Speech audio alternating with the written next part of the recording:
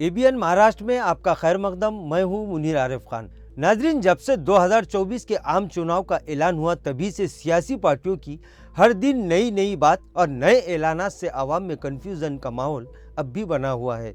दरअसल महाराष्ट्र में महाविकास अघाड़ी इत्तेहाद को लेकर वंचित बहुजन अघाड़ी लगातार 2-4 महीनों से बातचीत में मसरूफ थी और महाराष्ट्र के आवाम को ये उम्मीद थी कि वंचित और महाविकास अघाड़ी में सियासी इत्तेहाद जरूर होगा। लेकिन इस वक्त प्रकाश अंबेडकर ने एक प्रेस कॉन्फ्रेंस लेकर ऐलान कर दिया कि वो महाविकास अघाड़ी के साथ नहीं जाएंगे, जिसके बाद महाराष्ट्र की सियासत में एक नया ट्विस्ट आ गया। और इसके बाद जिस तरह गुज़िश्ता इलेक्शन में वंचित और एमआईएम ने इत्तेहाद करके महाराष्ट्र की सियासत को एक नया रूप दिया था, इस बात को लेकर भी आवाम में ये चर्चे चल रहे थे कि गुज़िश्ता की तरह इस बार भी वंचित एमआईएम साथ रहेंगे।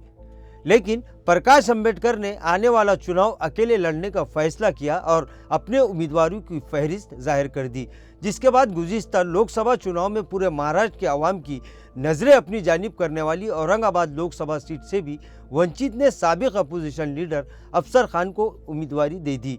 और तभी से महाराष्ट्र के साथ साथ खासकर औरंगाबाद की सियासत में अचानक एक नया मोड़ पैदा हो गया।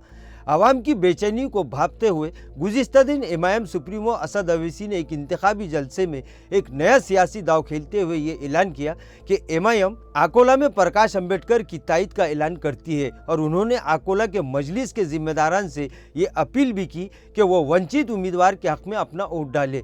असद ओवैसी ने अकोला में वंचित की तायद का ऐलान करने के बाद वंचित बहुजन अघाड़ी से ये अपील भी की कि वो औरंगाबाद में मजलिस के उम्मीदवार की तायद करे। और इस बयान के बाद फिर दोबारा महाराष्ट्र की सियासत में हलचल पैदा हो गई। इस मामले को लेकर मीडिया ने जब प्रकाश अंबेडकर से बातचीत की तो प्रकाश अंबेडकर ने इस मामले पर एक बड़ा बयान देते हुए कहा कि इंतखाबी जलसों में इस तरह के बयान दिए जाते हैं जिसकी कोई अहमियत नहीं है। उन्होंने कहा, लेकिन इस तरह के मामलात को ऑफिशियली तौर पर पूरा किया जाता है, लिहाजा उन्होंने इस बारे में ये जवाब दिया कि हमें ऑफिशियली तौर पर इस तरह की कोई जानकारी नहीं दी गई।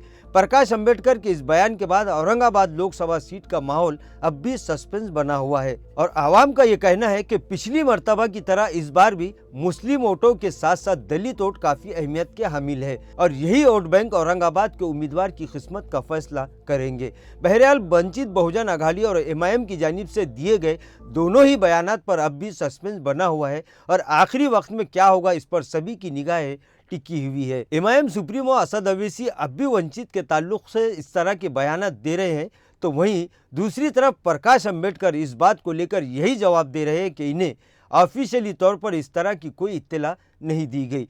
कुल मिलाकर ये बात तो तय है कि एमआईएम और वंचित दोनों के दरमियान अब भी दूरियां बनी हुई है। नाजरीन, आज के लिए बस इतना ही। कल फिर मुलाकात होगी कुछ नई खबरों के साथ।